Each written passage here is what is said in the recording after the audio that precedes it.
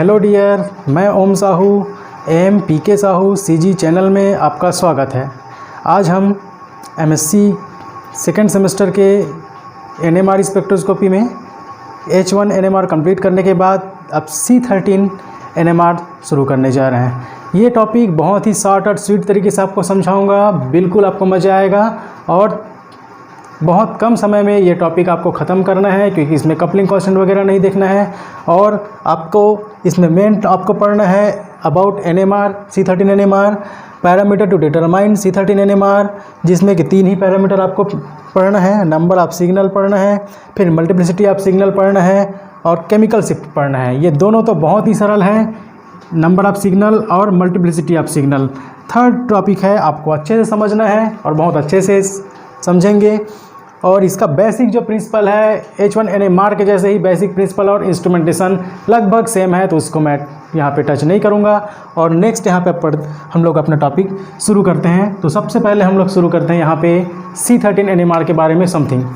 तो C13 NMR यहाँ पे हम लोग जो देख रहे हैं, C13 NMR में हम लोग जो यूज़ कर रहे हैं, वहाँ पे H1 NMR में हम लोग क्या यूज़ किए थे, हाइड्रोजन एटम। यहाँ पे C13 NMR में हम लोग यूज़ कर रहे हैं C13 एटम, जो कि एक आइसोटॉप है कार्बन का।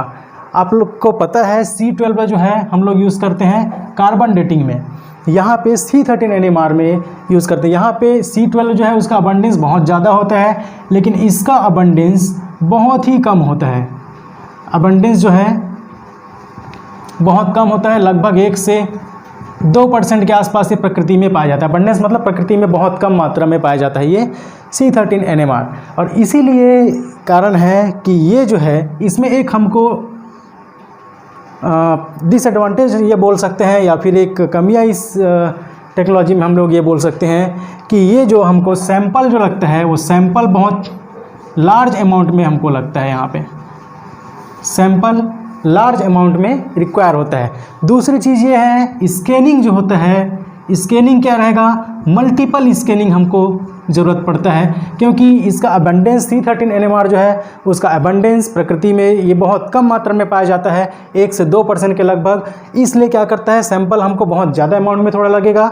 दूसरी चीज़ है, सैंपल तो ज़्यादा अमाउंट में लगता है। दूसरी इसका एक कमियाँ ये हो सकता है कि इसकी स्कैनिंग जो है यहाँ पे हमको बार बार स्कैनिंग यहाँ पे करना पड़ता है, स्कैनिंग बढ़ाना पड़ता है, ताकि रिज़ल्ट हमको एप्रोप्रिएट हमको मिलते जाए। और इसीलिए थोड़ा सा ये अबंडेंस, और यही एक कारण है कि यहाँ पे कपलिंग भी जो है, तीसरा चीज़ है यहाँ पे कपलिंग, यहाँ पे ओनली फ्यू मिलता है, जो कि हम बोल सकते हैं कि कपलिंग का यहाँ पे वैल्यूएबल, मतलब कपलिंग यहाँ पे वैल्यूएबल नहीं है। तो कपलिंग यहाँ पे इसलिए हम लोग पढ़ेंगे भी नहीं, कपलिंग इसका ज़्यादा हमको देखना नहीं है। मात्र 3 पैरामीटर स्टडी करना है हमको C13 NMR। और यहाँ पे भी स्केल हम लोग जो यूज़ करते हैं, स्केल जो यूज़ करते हैं वो भी हम लोग यूज़ करते हैं TMS स्केल ही यूज़ करते हैं। तो TMS स्केल ही यूज़ करना है वहाँ पे। तो सेम प्रिंसिपल यहाँ पे लेफ्ट साइड जैसे बढ़ते जाएंगे हायर फ्रीक्वेंसी रीजन, और राइट साइड अगर बढ़ते जाएंगे तो लोअर फ्रीक्वेंसी रीजन की ओर वहाँ पे सिग्नल हमको मिलेगा। तो ये इतना यहाँ पे डिसएडवांटेज या कमियाँ यहाँ पे बोल सकते हैं। नेक्स्ट हम शुरू करते हैं नंबर ऑफ सिग्नल। तो नंबर ऑफ सिग्नल जो है, आप H1 NMR में नंबर ऑफ सिग्नल निकालना जान ही चुके हैं। तो पैरामीटर्स में सबसे पहला पैरामीटर यहाँ पे है नंबर ऑफ सिग्नल।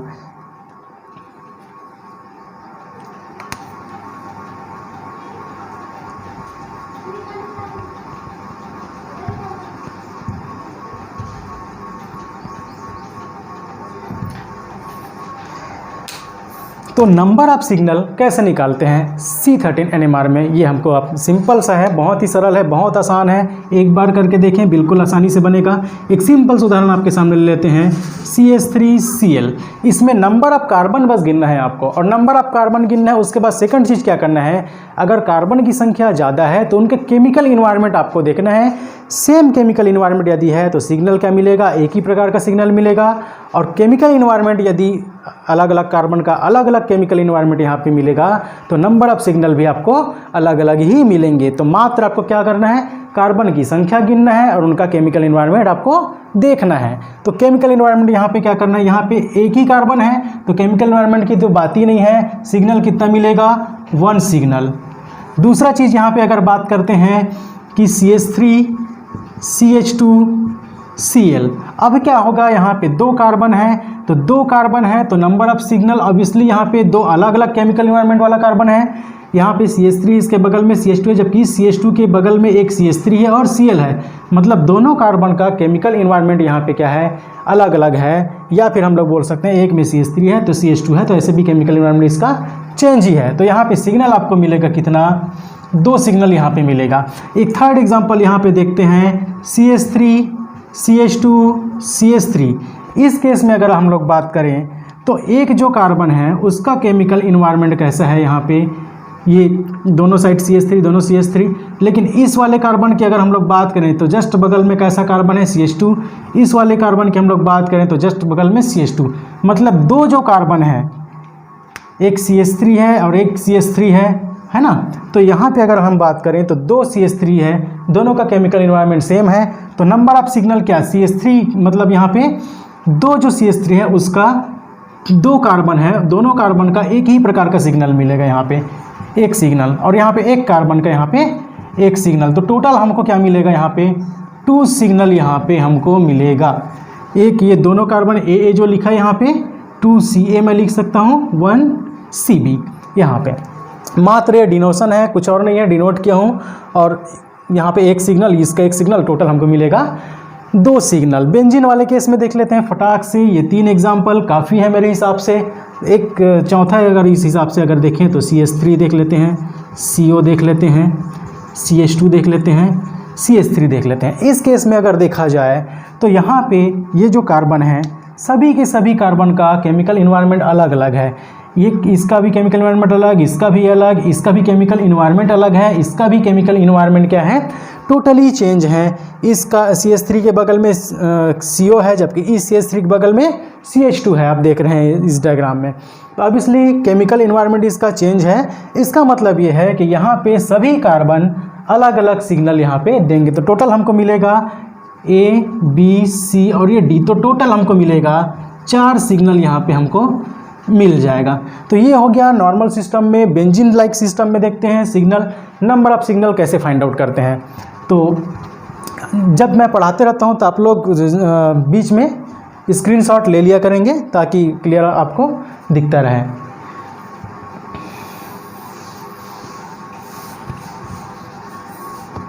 नेक्स्ट यहाँ पे बेंजीन सिस्टम की यदि बात करें तो नंबर ऑफ कार्बन यहाँ पे सिंपल अगर बेंजीन हम लोग करें तो एक ही सिग्नल मिलेगा, क्योंकि सभी के सभी जो है वो कार्बन का केमिकल इन्वायरमेंट क्या है, सेम है। यहाँ पे आप प्लेन लगा सकते हैं, ये प्लेन लगा सकते हैं, ये प्लेन लगा हुआ है। तो अल्टीमेटली 3 प्लेन यहाँ पे लगाओगे तो तीनों प्लेन से आप क्या देखते हैं कि सभी के सभी कार्बन एक ही केमिकल इन्वायरमेंट में है। तो सिग्नल, नंबर ऑफ सिग्नल क्या होगा यहाँ पे 1। वहीं पे अगर मैं बात करूँ एक ऐसा बेंजीन जिसके पास कोई सब्स्टिट्यूशन है, यहाँ पे मान जाइए क्लोरीन है, तो इस केस में हम यदि बात करते हैं तो C13 NMR की अगर बात करें तो यहाँ पे केमिकल इन्वायरमेंट यहाँ पे प्लेन लगा के देखते हैं। तो यहाँ पे देखते हैं ये जो कार्बन है इसको रिफ्लेक्ट करेगा, ये कार्बन है इसको रिफ्लेक्ट करेगा, और ये 2 कार्बन रिफ्लेक्ट तो नहीं करेंगे क्योंकि ऐसा प्लेन नहीं लगा है, ऐसा प्लेन लगा हुआ है। तो यहाँ पे एक सिग्नल इन 2 कार्बन का, दूसरा सिग्नल इन 2 कार्बन का, और ये तीसरा और ये चौथा। तो टोटल यहाँ पे मिलेगा आपको 4 सिग्नल यहाँ पे इसमें मिल जाएगा। तो इस प्रकार से बेंजीन सिस्टम में भी आप number of signal find out कर सकते हैं। टोटल ये टोटल 4 सिग्नल। सिंपली अगर मैं बात करूँ सब्स्टिट्यूशन में, यदि कोई यहाँ पे CH3 आ गया तो इस केस में क्या होगा, ये तो इधर जो 4 सिग्नल मिल रहा था वो तो मिलेगा, 5वां सिग्नल क्या हो जाएगा, ये ऐड हो जाएगा एक्स्ट्रा, क्योंकि यहाँ पे एक सिग्नल इस प्रकार का, एक सिग्नल इस प्रकार का, ये हो गया तीसरा, ये हो गया चौथा, और ये लास्ट वाला जो रहेगा वो 5वां। मतलब A B B C और ये D और ये हो जाएगा E। मतलब टोटल आपको मिलेगा 5 सिग्नल यहाँ पे मिल जाएगा। तो 5 प्रकार के सिग्नल इसमें मिलेंगे। तो आप देख रहे हैं कि इसमें सिग्नल निकालना सीधे कार्बन, नंबर ऑफ कार्बन को गिनना है, नंबर ऑफ कार्बन को गिनने के बाद उसका केमिकल एनवायरनमेंट निकालना है, सिग्नल निकल जाएगा। तो आसानी से आप एक C13 NMR की तरह काम कर सकते हैं कि नंबर ऑफ सिग्नल आप मॉलिक्यूल को देखते ही निकाल दें। Without any scan. This is your scan. Next अब देखते हैं यहाँ पे कि इसमें हम लोग देखते हैं multiplicity of signal. Multiplicity of signal, यहाँ पे थोड़ा सा आपको कॉन्सेप्ट समझना है कि मल्टीप्लिसिटी ऑफ सिग्नल क्या है।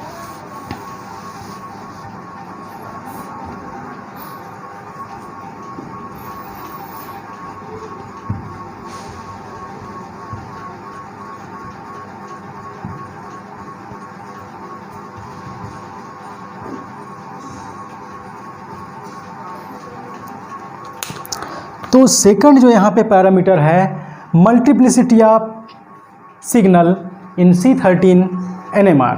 तो C13 NMR में मल्टीप्लिसिटी ऑफ सिग्नल कैसे निकालते हैं, आपको पहले ही बताया जा चुका है कि C13 जो है इसकी एबंडेंस जो कि होता है, एबंडेंस बहुत कम है, 1 to 2% समथिंग, बहुत ही कम अबंडेंस होने के कारण एक ज़बरदस्त इफेक्ट पड़ता है कि यहाँ पे जो नेबरिंग प्रोटॉन जैसे अफेक्ट कर रहा था H1 NMR में, उस प्रकार से इसमें नेबरिंग प्रोटॉन जो है या नेबरिंग कार्बन से अटैच्ड जो प्रोटॉन है कोई इफेक्ट नहीं कर पाएगा, मतलब बॉन्ड बॉन्ड इंटरेक्शन इसमें नहीं होगा। तो बॉन्ड बॉन्ड इंटरेक्शन नहीं होने के कारण यहाँ पे जो है मल्टीप्लिसिटी कैसे निकालते हैं, मतलब यहाँ पे नेबरिंग प्रोटॉन देखने की ज़रूरत नहीं है, यहाँ पे ज़रूरत क्या है, यहाँ पे डायरेक्टली अटैच्ड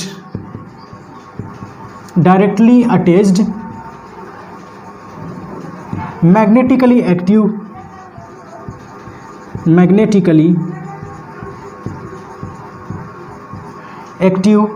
जो भी एटम है उसको हम लोग देखेंगे। तो मैग्नेटिकली एक्टिव ऐसे एटम जिनका I½ है, आप पढ़ चुके हैं नॉन क्वाड्रपोलर मैग्नेटिक न्यूक्लाई।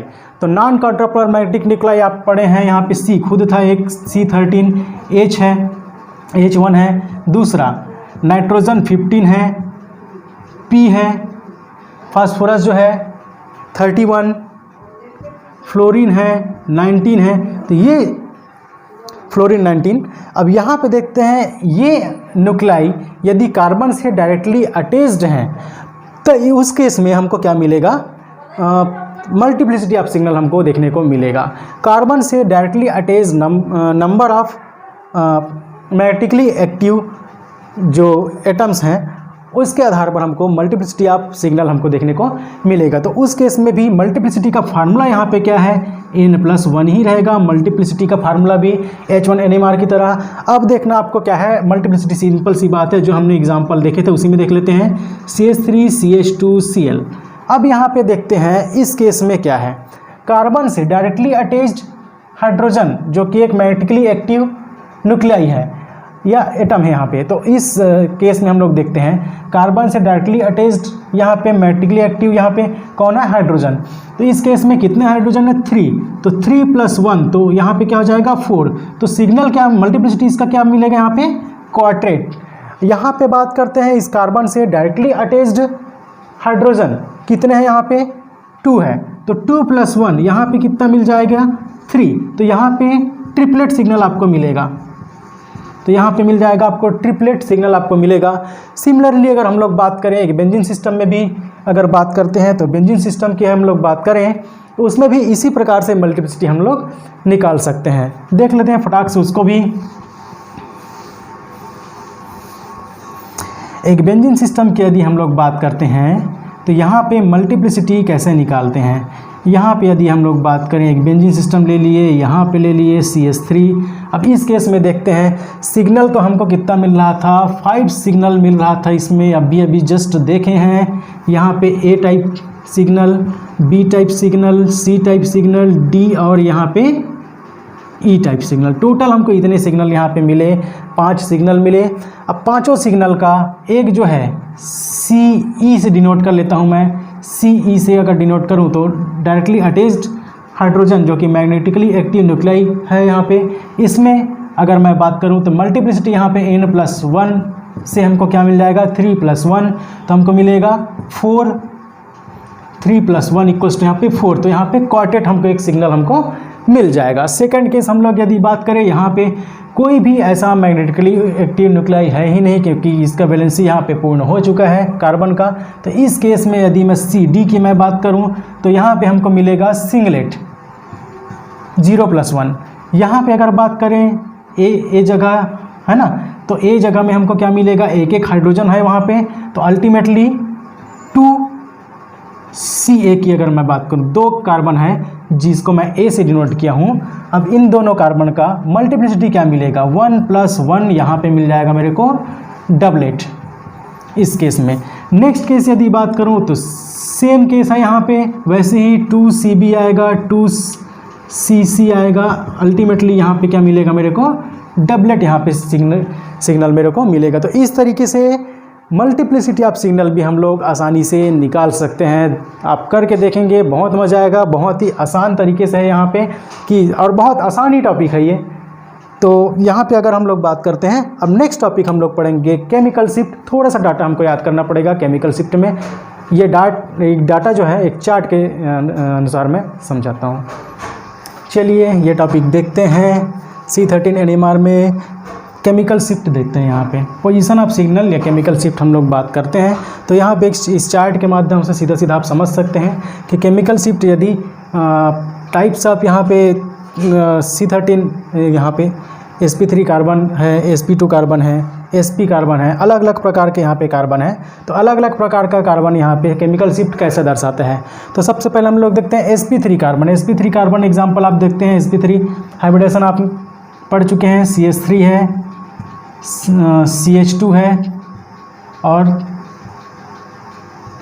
ये अगर इस केस में देखा जाए तो ये CH भी इस तरीके से अगर देखा जाए तो ये तीनों क्या है, sp3 कार्बन है। यहाँ पे कोई भी हेटेरोएटम नहीं है। हेटेरोएटम कहने का मतलब ऑक्सीजन, नाइट्रोजन, फ्लोरीन वगैरह वगैरह यहाँ पे अगर हम लोग बात करें तो इसमें से कोई नहीं है इलेक्ट्रोनेगेटिव एटम यहाँ पे। तो इसका सिंपल सा केमिकल शिफ्ट मिलेगा आपको 0 से 40 ppm के बीच में, है ना। अब ये किस में हम लोग देख रहे हैं, TMS स्केल की हम लोग बात कर रहे हैं। TMS स्केल में डेल्टा वैल्यू यहाँ पे हम लोग बात करें पार्ट्स पर मिलियन में, तो ये वैल्यू आपको मिलेगा 0 से 40 ppm के बीच में। किसका, sp3 कार्बन का। वहीं अगर हम लोग बात करें sp3 कार्बन यदि किसी हेटेरोएटम से जुड़ जाए, यहाँ पे यदि हम लोग बात करते हैं इसी का CH3Cl, अब यहाँ पे क्या आ गया, एक खाली वैलेंसी था, वहाँ पे आ गया एक हेटेरोएटम क्लोरीन आ गया यहाँ पे। तो इस केस में यहाँ पे इसका जो केमिकल शिफ्ट होगा वो इंक्रीज़ हो जाएगा। वो इंक्रीज़ होगा लगभग 10 ppm इंक्रीज़ होकर 40 से 50 के बीच यहाँ पे इंक्रीज़ हो जाएगा। नेक्स्ट यहाँ पे हम लोग बात करते हैं sp2 कार्बन का। तो sp2 कार्बन में ओलिफिनिक और एरोमेटिक यहाँ पे सिस्टम आपको देखने को मिलेगा। ओलिफिनिक कहने का मतलब यहाँ पे डबल बॉन्ड यहाँ पे, और एरोमेटिक मतलब सीधा सीधा बेंजोनाइट सिस्टम की मैं बात, डबल बॉन्ड वहाँ पे भी है लेकिन बेंजोनाइट सिस्टम। अब दोनों में आप डिफ्रेंशिएट कैसे करते हैं, तो दोनों में आप डिफ्रेंशिएट करेंगे तो वहाँ पे आपको डबल बॉन्ड इक्विवेलेंट आपको निकालना पड़ेगा। उससे आप यहाँ पे डिफ्रेंशिएट कर सकते हैं कि कौन सा ओलिफिनिक सिस्टम है, कौन सा एरोमेटिक सिस्टम है। और उस केस में ओलिफिनिक और एरोमेटिक सिस्टम में जो केमिकल शिफ्ट आपको मिलेगा 110 से 140 ppm के बीच आपको यहाँ पे मिलेगा। अब यहाँ पे बात करते हैं sp कार्बन में।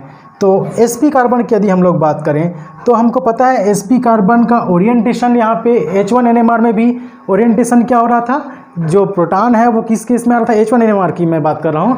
प्रोटॉन है वो सिल्वर रीजन में आ रहा था। तो सिल्वर रीजन में आने के कारण क्या हो रहा था, वहाँ पे केमिकल शिफ्ट वहाँ पे घट जा रहा था। यहाँ भी सेम आपको याद रखना है वहाँ से कि sp कार्बन का जो केमिकल शिफ्ट होता है वो कम हो जाता है sp2 से। तो यहाँ पे इसका केमिकल शिफ्ट क्या है, 80 से 110 ppm के बीच आपको केमिकल शिफ्ट मिलेगा।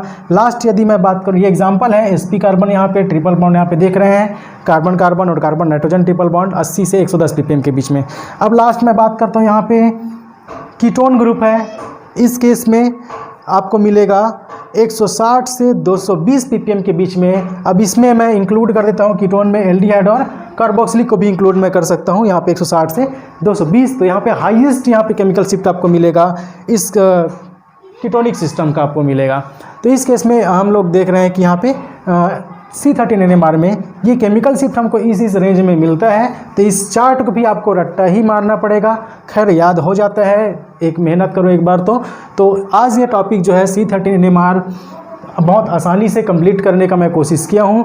कुछ टॉपिक यहाँ पे न्यूक्लियर रिलैक्सेशन टाइम वगैरह वगैरह थोड़ा सा स्केप हुआ है, अगर उसकी ज़रूरत पड़े तो बिल्कुल इसके बनाऊंगा एक वीडियो। लेकिन यहाँ पे फ़िलहाल अगर देखा जाए तो ये काफ़ी है C13 NMR में। बाकी जो थ्योरी है, एक बेहतरीन एक रिलेशन आपको बता देता हूँ, nuclear relaxation and signal width. अगर मैं दोनों की अगर मैं बात करूं, न्यूक्लियर रिलैक्सेशन या रिलैक्सेशन टाइम इसको अलग से ही बना देते हैं। कुछ बचे हुए टॉपिक के बारे में थोड़ा सा डिस्कस कर रहा था कि रिलैक्सेशन टाइम वगैरह है, यहाँ पे फ्री इंडक्शन डीके वगैरह है। ये टॉपिक इम्पॉर्टेंट तो है, लेकिन ये एक बेसिक कॉन्सेप्ट है और उसमें से एक छोटा सा लेकिन इम्पॉर्टेंट लाइन आपको ऐड करना चाहता हूँ इस वीडियो में कि relation between relaxation time and signal width. यहाँ पे सिग्नल विड्थ है, तो सिग्नल विड्थ की अगर मैं बात करता हूँ यहाँ पे दोनों में क्या रिलेशन है, तो हम लोग देखते हैं कि रिलैक्सेशन टाइम और सिग्नल विड्थ का जो मल्टीप्लिकेशन है वो क्या आता है, कांस्टेंट वैल्यू आता है। इसका एक बहुत ही मीनिंगफुल मतलब बहुत ही मीनिंगफुल ये है इक्वेशन यहाँ पे। और यहाँ पे देखते हैं कि यदि रिलैक्सेशन टाइम यदि ज़्यादा रहा, हायर रहा, रिलैक्सेशन टाइम यदि बढ़ता है तो पीक हमको क्या मिलेगा, बहुत ही शार्प मिलेगा। रिलैक्सेशन टाइम जितना ज़्यादा रहेगा पीक हमको मिलेगा वो शार्प मिलेगा। और यहाँ पे हम लोग बात करें दोनों में, H1 NMR में और C13 NMR में, तो C13 NMR में रिलैक्सेशन टाइम क्या होता है, ज़्यादा होता है और इसलिए इसका जो पीक होता है C13 NMR का बहुत ही शार्प बनता है। यहाँ पे पीक जो है बहुत ही ज़्यादा शार्प पीक यहाँ पे बनता है। तो ये पीक शार्प कहने का मतलब ये जो सिग्नल रहेगा उस सिग्नल का जो शार्प है वो पीक है वो बहुत ही शार्प यहाँ पे बना हुआ है। अगर रिलैक्सेशन टाइम यहाँ पे जितना बढ़ेगा उतना ज़्यादा पीक शार्प बनता है। अगर कंपैरिजन करें H1 NMR में और C13 NMR में तो दोनों में ये डिफरेंस मिलता है कि H1 NMR का जो पीक है वो उतना शार्प नहीं होता, जबकि यहाँ पे C13 NMR का जो पीक है वो बहुत शार्प होता है। तो इसके बाद फिर यहाँ पे एक नया वीडियो के साथ उपस्थित होंगे और वो वीडियो होगा फोरियर ट्रांसफॉर्म NMR स्पेक्ट्रोस्कोपी का। वो भी बहुत इंपॉर्टेंट टॉपिक है और MSc में बार बार आया हुआ है टॉपिक है। तो आज के लिए इतना।